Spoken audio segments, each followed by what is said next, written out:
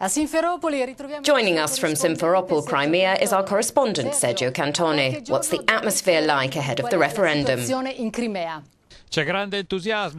Well, the pro-Russians in Crimea are very enthusiastic about the poll. For them, the result is a foregone conclusion. Crimea will separate from Ukraine. But there's also anger among opponents of the referendum, mostly within the Tatar communities.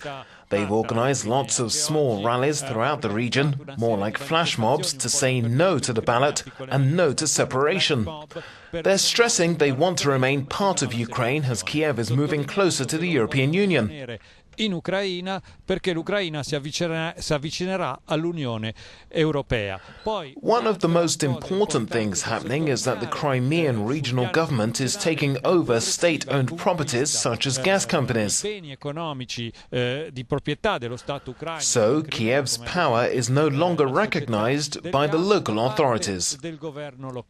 Insomma, si sta impossessando il governo locale dei beni appartenenti allo Stato ucraino. Quello Stato che non avrà più potere qua e che non è più riconosciuto, il cui potere non è più riconosciuto dalle autorità locali.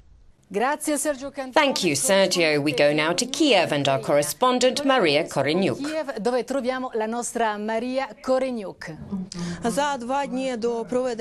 2 days before the referendum in Crimea, officials in Kiev say they will not recognize its result because they don't consider the vote legitimate.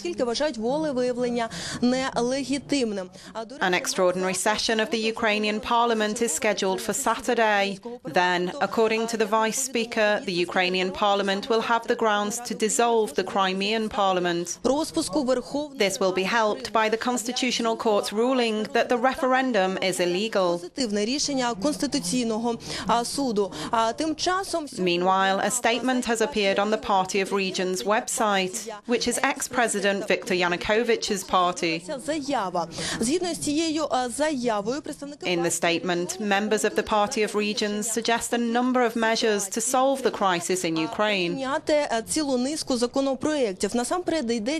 Firstly, they suggest the Russian language becomes the second official language.